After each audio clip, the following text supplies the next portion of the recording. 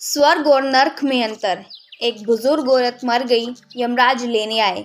औरत ने यमराज से पूछा, आप मुझे स्वर्ग ले जाएंगे या नरक? यमराज बोले, दोनों में से कहीं नहीं। तुमने इस जन्म में बहुत ही अच्छे कर्म किए हैं, इसलिए मैं तुम्हें सीधे प्रभु के धाम ले जा रहा हूँ। बुजुर्ग औरत खुश हो गई, बोली, धन्यवाद, पर मेरी आपसे एक विनती है। मैंने यहाँ धरती पर सबसे बहुत स्वर्ग और नर्क के बारे में सुना है। मैं एक बार इन दोनों जगहों को देखना चाहती हूँ। यमराज बोले, तुम्हारे कर्म अच्छे हैं, इसलिए मैं ये तुम्हारी इच्छा पूरी करता हूँ। चलो हम स्वर्ग और नर्क के रास्ते से होते हुए प्रभु के धाम चलेंगे। दोनों चल पड़े। सबसे पहले नर्क आया। नर्क में बुजुर्ग औरत ने जोर जोर से लोगों के रोने की आवाज़ सुनी।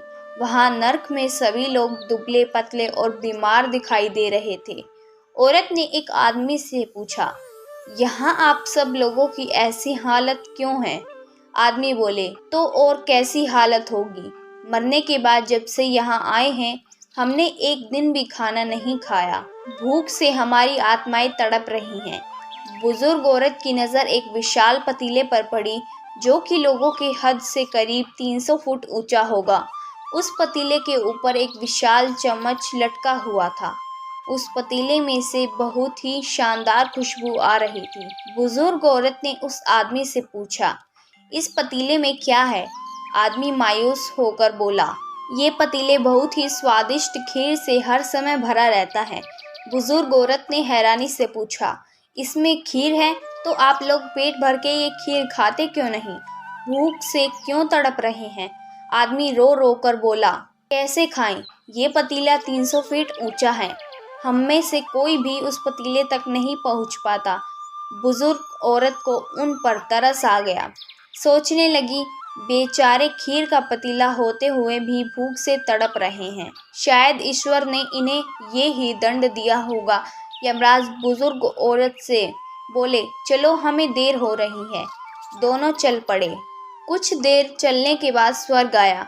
वहाँ पर बुजुर्ग औरत को सबकी हंसने खिलखिलाने की आवाज़ सुनाई दी। सब लोग बहुत खुश दिखाई दे रहे थे। उनको खुश देखकर बुजुर्ग औरत भी बहुत खुश हो गई।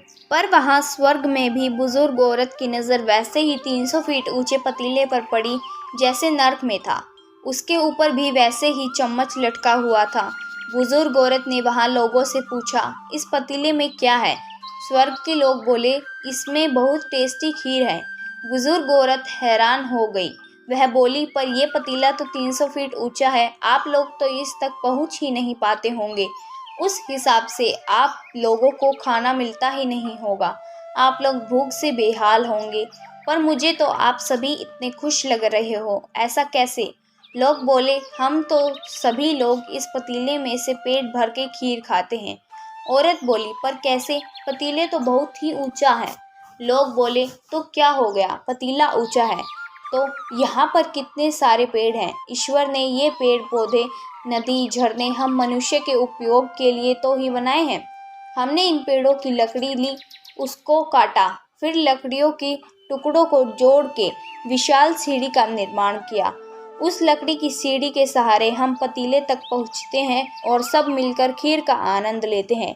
बुजुर्ग औरत यमराज की तरफ देखने लगी। यमराज मुस्कुराए और बोले, ईश्वर ने स्वर्ग और नर्क मनुष्य के हाथ में ही सौंप रखा है। चाहे तो अपने लिए नर्क बना ले, चाहे तो अपने लिए स्वर्ग। ईश्वर ने सबको एक समान हालतों में डाला है। उसके सभी बच्चे एक समान हैं। वो किसी से भेदभाव नहीं करता। वहाँ नर्क में भी पेड़ पौधे सब थे, पर वो लोग खुद ही आलसी हैं। उन्हें खीर हाथ में चाहिए। वो कोई कर्म नहीं करना चाहते, कोई मेहनत नहीं करना चाहते, इसलिए भूख से बेहाल हैं। क्योंकि यही तो ईश्वर की बनाई इस दुनिया का नियम है। जो कर्म करेगा, मेहनत करेगा, उसी को मीठा फल खाने को मिलेगा।